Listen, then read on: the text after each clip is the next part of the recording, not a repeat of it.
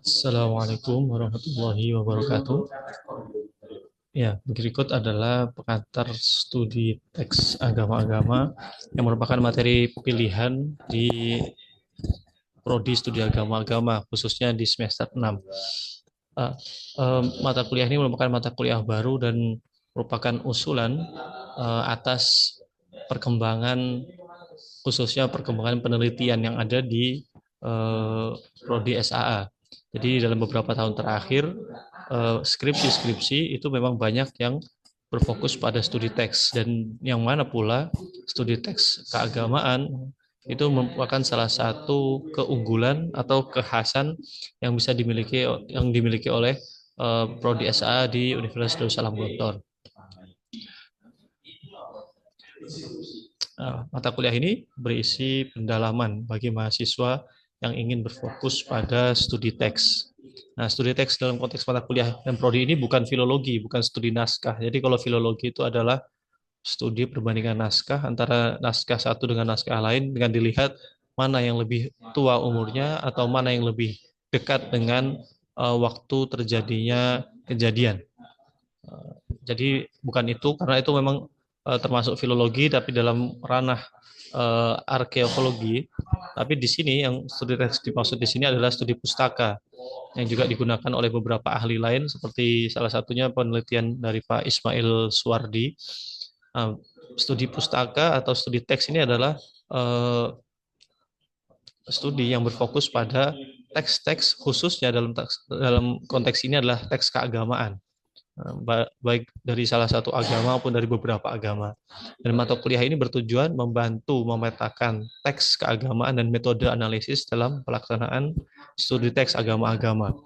Penjelasan ini akan kita bagi ke dalam dua penjelasan ya. Penjelasan atau video kali ini akan berfokus pada apa saja sih teks yang bisa diteliti. Jadi objeknya, teks yang bagaimana yang bisa diteliti. Lalu nanti kemudian di video selanjutnya kita akan berfokus pada metode analisis. Teksnya sudah dipilih, ditentukan mau meneliti teks ini. Lalu bagaimana cara menelitinya, apa pendekatan yang digunakan, apa metode analisis yang dipakai. Nah, itu yang akan kita bahas di video selanjutnya. Jadi hanya dua hal ini saja, karena nanti dari dua hal ini saja ini sudah cukup untuk menjadi bekal apabila mau dilanjutkan ke dalam penelitian, khususnya dalam konteks ini penelitian berbentuk skripsi, atau misalnya pun ada ide-ide lain ingin membuat penelitian mandiri atau penelitian eh, PKM dan lain sebagainya, maka itu juga bisa. Tapi mungkin karena konteksnya untuk prodi SAA semester 6, maka salah satu output yang diharapkan dari mata kuliah ini adalah eh, ide, inspirasi, dan juga panduan apabila ingin meneliti eh, atau ingin melakukan kajian teks. Studi teks itu sejatinya analisis data yang mengkaji teks secara mendalam, baik mengenai isi, makna, maupun struktur dan wacana.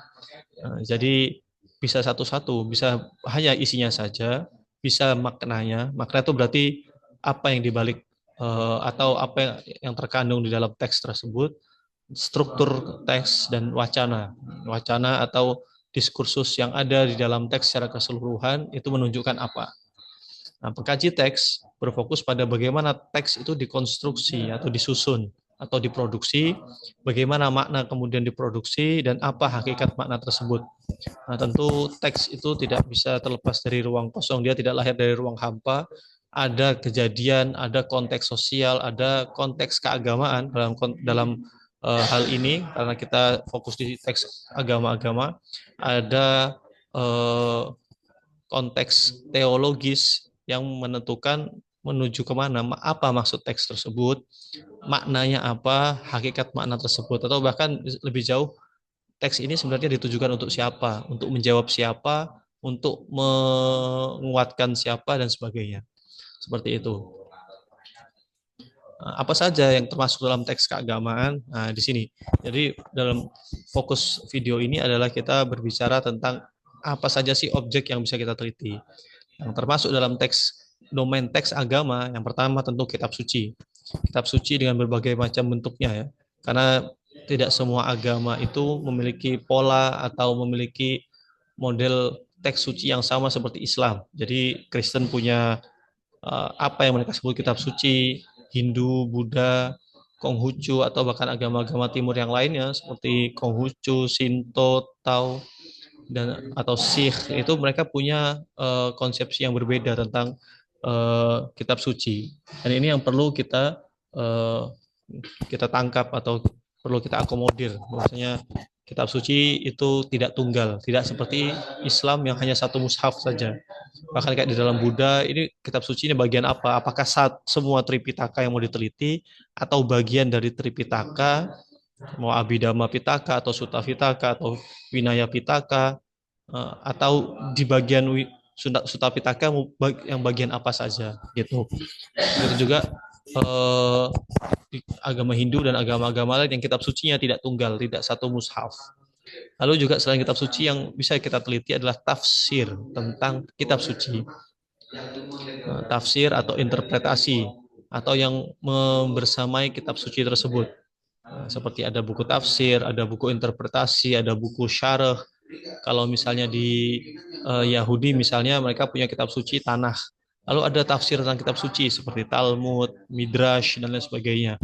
Lalu misalnya di dalam Kristen, mereka punya kitab suci, perjanjian lama, perjanjian baru, lalu ada tafsir tentang kitab suci tersebut. Tentu tafsir tersebut tidak tunggal, ada banyak tafsiran. Gitu. Lalu juga ada teks-teks lain yang dianggap suci oleh pemeluk agama tertentu. Nah, teks lain ini itu bukan termasuk kitab, bukan termasuk tafsir tentang kitab suci, tapi teks yang juga dianggap suci. Seperti di dalam Katolik ada dokumen gerejawi atau hukum kanonik, kumpulan hukum kanonik KHK. Hukum kanonik atau kumpulan hukum kanonik atau juga dokumen-dokumen gerejawi, banyak sekali dokumen gerejawi itu. Ada Laudato Si, ada Ad Gentes, ada ensiklik, dan lain sebagainya. Itu salah satu teks saja itu bisa diteliti. Dan ini teks yang bukan kitab suci dan bukan tafsir tentang kitab suci, tapi menjadi ajaran atau isinya adalah ajaran-ajaran atau pedoman-pedoman keagamaan. Lalu juga seperti di agama-agama yang lain, seperti di Hindu, ada Sruti, ada Smriti. Nah, di dalam Smriti itu adalah teks-teks lain yang dianggap suci, seperti eh, seperti kitab Mahabharata, kitab Ramayana, itu ada di bagian ini. Lalu juga selanjutnya ada teks ajaran atau pedoman kepercayaan. Misalnya aliran-aliran kebatinan mereka tidak punya kitab suci, tidak punya tafsir tentang kitab suci, tapi punya pedoman kepercayaan, punya pedoman peribadatan dan sebagainya. Ini juga atau di dalam Islam ini yang isinya tentang tata cara sholat atau fikih, tata cara sholat, tata cara ibadah, tata cara ibadah ritual-ritual keagamaan. Nah, itu bisa di sini. Lalu juga bisa teks khutbah atau pidato atau sebagainya, baik lisan maupun tulisan dari pemuka agama atau dalam forum keagamaan. Dan yang terakhir adalah teks berisi pemikiran, ini tentu yang paling akhir dan paling luas ya. Pemikiran baik teologi, filsafat ataupun disiplin ilmu lain tentang isu-isu keagamaan, baik ditulis oleh ahli agama atau teolog dan lain sebagainya. Seperti misalnya pandangan Grand Sheikh Al-Azhar tentang isu pluralisme agama misalnya, atau pandangan Yusuf Qaradawi tentang radikalisme atau tentang pluralisme dan sebagainya. Nah, tentu ini bukan hanya Islam saja, agama lain pun juga ada. Di berbagai agama berkembang isu pemikiran atau isu-isu kontemporer dalam ranah teologi, filsafat, dan ilmu-ilmu lainnya yang itu dicetuskan oleh pemuka agama atau orang yang atau dalam penjelasannya menggunakan dalil-dalil agama. Contoh studi teks dalam Islam ya. Nah, seperti di sini toleransi dalam perspektif Al-Qur'an. Ini sudah jelas bahwasanya menjadi objeknya adalah Al-Qur'an. Lalu toleransi dan kebebasan beragama dalam perspektif Al-Qur'an ini secara umum, Al-Qur'an secara umum. Lalu ada juga yang modelnya adalah fokus pada salah satu tafsir. Ayat toleransi dalam Al-Quran tinjauan tafsir Al-Qurtubi. Ada juga ayat toleransi dalam Al-Quran tinjauan tafsir Mar'ah Labid. Nah, jadi dua penelitian yang ada di depan kita ini menunjukkan bagaimana fokusnya adalah salah satu tafsir saja. Tentu bisa dibandingkan salah satu tafsir dengan tafsir yang lain. dan juga berlaku di agama-agama yang lain ya. Lalu juga di penelitian lain seperti ini, konsep toleransi perspektif hadis, kajian tematik dalam kutub At-Tis'ah. Nah, karena dalam tradisi keilmuan Islam atau tradisi keagamaan Islam, hadis juga menjadi teks suci. Meskipun teks sucinya tidak seperti kitab suci, tapi di bawah teks-teks yang lain yang dianggap suci. Nah, seperti contoh dalam Islam adalah hadis. Yang di sini fokusnya adalah kutub Tis'ah. Tentu tidak harus kutub Tis'ah, ada satu kitab saja boleh, misalnya Mustad Imam Ahmad atau yang lain sebagainya, itu cukup gitu ya. Lalu ada pendidikan toleransi dalam hadis Nabi Shallallahu Alaihi Wasallam. Tentu ini sangat luas sekali ya, karena hadis itu juga jumlahnya ribuan. Hadis juga punya marotip yang berbeda. Ada yang sohih, ada yang ghairu sohih, ada yang ahad.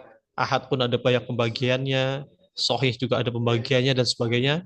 Tentu akan lebih baik apabila dispesifikkan ya. Jadi Anda mau meneliti yang mana gitu. Nah, lalu selanjutnya yang khutbah, konstruksi khutbah toleransi beragama para khotib di Masjid Perguruan Tinggi Negeri Surabaya. Ini tesis ya, membandingkan bagaimana isi khutbah yang ada di Masjid Manarul Ilmi dan Masjid Ulul Albab. Yang di sini fokus temanya adalah toleransi beragama. Jadi bagaimana para khotib di masjid menyampaikan ide-ide mereka atau bahan mereka seputar toleransi beragama. Nah, contoh yang lain seperti ini, masjid, khutbah Jumat, dan konstruksi realitas keagamaan di ruang publik. Studi tentang materi khutbah Jumat di masjid-masjid kota Surakarta. Nah, jadi kalau yang pertama kata kuncinya adalah toleransi beragama, kalau yang kedua tidak, mereka umum saja. Jadi selama setahun ini apa saja sih materi khutbahnya dan temanya seputar apa, mana tema yang lebih sering diangkat, mana tema yang jarang diangkat. Jadi studi teksnya di mana ya, di khutbahnya. Nah, tentu apabila penelitiannya diniatkan pada materi khutbah, seyogyanya bisa mendapatkan teks khutbah tersebut secara utuh. Tapi kalau tidak bisa, ya bisa menggunakan rekaman. Gitu. Tapi tentu perlu ditranskrip lagi. Jadi tetap studinya adalah transkrip atau bentuk tulisan dari khutbah tersebut. Lalu juga ini yang model terakhir adalah tentang pemikiran. Pemikiran pemuka agama atau pemikiran ahli agama atau ahli teologi atau ahli filsafat keagamaan. Seperti telah pemikiran Alwi Shihab tentang toleransi beragama dalam buku Islam Inklusif. Nah, ini teks di mana jadi yang membedakan studi teks sama studi pendekatan filosofis dengan pendekatan teks atau dirosah nasiyah itu adalah di sini. Jadi ada buku Islam Inklusif. Jadi fokusnya tidak berbicara tentang pemikiran Alwi Shihab di semua bukunya, tapi fokus di salah satu teks saja. Atau yang sini, analisis pesan dakwah toleransi dalam buku Tuhan Ada di Hatimu. Ini karangan Habib Ja'far. Analisis wacana Ten A. Van Dijk gitu. Nah, jadi bisa kita lihat jadi dua ini adalah telaah pemikiran yang ada di dalam buku. Jadi teksnya atau objeknya adalah teks yang di buku, bukan semuanya seperti itu. Lalu contoh teks dari kalau misalnya dari agama Kristen, ini adalah beberapa contohnya ya. Contoh penelitiannya, Roh Kudus dalam teologi Perjanjian Baru 1, Roh Kudus agen misi Allah. Yang kedua, dalam Injil Sinoptik dan Kisah Para Rasul. Nah, ini menunjukkan teks yang dikaji adalah Injil Sinoptik, yaitu Injil Matius, Markus, dan Lukas, dan Kisah Para Rasul. Lalu juga ada Roh Kudus dalam Alkitab. Nah, ini tentu lebih luas sekali. Alkitab yang mana? Dan tentu ayat-ayat yang dipilih akan lebih banyak daripada yang penelitian yang pertama. Lalu ini yang lebih spesifik, ada satu ayat saja atau beberapa ayat tertentu. Misal Trinitas dalam konsep Sang Logos bersama Sang Theos menurut Yohanes 1 ayat 1. Atau narasi Trinitas dalam Matius 3 ayat 13 sampai ayat 17. Jadi fokusnya di satu atau beberapa ayat saja. Kalau tadi yang di awal itu semuanya, Alkitab secara keseluruhan atau beberapa kitab, kalau ini hanya beberapa ayat.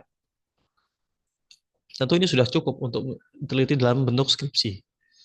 Lalu ada juga ini yang teks suci, seperti saya bilang tadi. Teks suci yang selain kitab suci. Ada ensiklik Fratelli Tutti sebagai kunci pemikiran dari Evangelii Gaudium mengenai paroki sebagai pusat misi.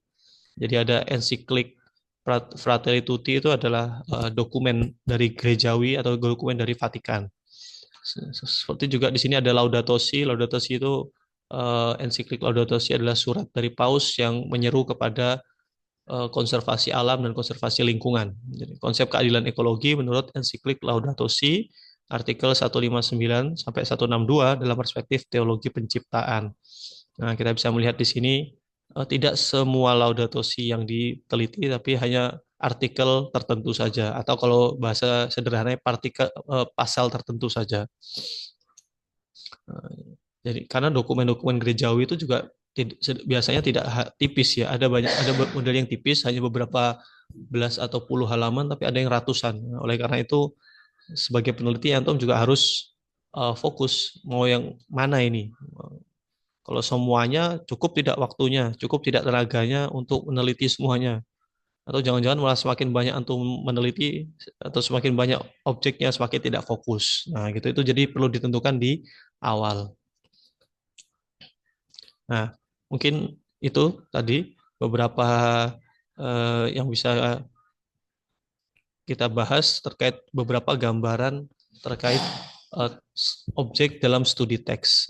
Oleh karena itu, semoga setelah ini bisa dipilih jika Anda berkenan atau punya ide ingin meneliti teks, baik teks dari kitab suci maupun buku-buku keagamaan seperti kitab Syahrostani atau kitab Al-Ghazali atau kitab Ibnu Taimiyah dan lain sebagainya, maka bisa ditentukan kitab apa dan apa tema yang mau diteliti atau bagian apa dari kitab tersebut yang mau diteliti.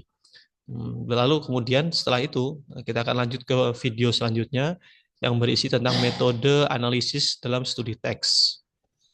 Dan juga memang dalam studi teks dianjurkan menggunakan teks dalam bahasa aslinya. Oleh karena itu setelah ini akan saya kirimkan juga video pembelajaran bahasa Ibrani dan bahasa Yunani. Kenapa Ibrani dan Yunani? Karena dua bahasa ini yang ya dalam ya sampai hari ini yang ada ahlinya di prodi kita adalah dua bahasa ini, bahasa Ibrani dan bahasa Yunani, dan juga ini merupakan bahasa utama dalam kajian kristologi. Jadi ketika ingin berbicara kajian tentang agama Kristen, baik Katolik maupun Protestan, maka dianjurkan dan termasuk juga Yahudi, maka bahasa Ibrani dan bahasa Yunani menjadi bahasa utama dalam teks yang kemudian bisa dikaji. Tentu boleh juga menggunakan teks terjemahan seperti dalam bahasa Arab, bahasa Indonesia, dalam bahasa Inggris.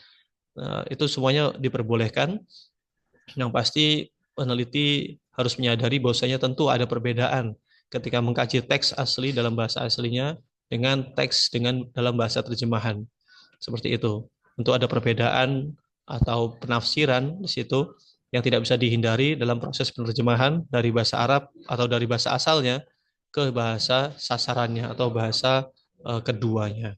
Mungkin itu yang bisa kita sampaikan atau kita diskusikan di video ini. Semoga bisa menginspirasi. Syukron. Assalamualaikum warahmatullahi wabarakatuh.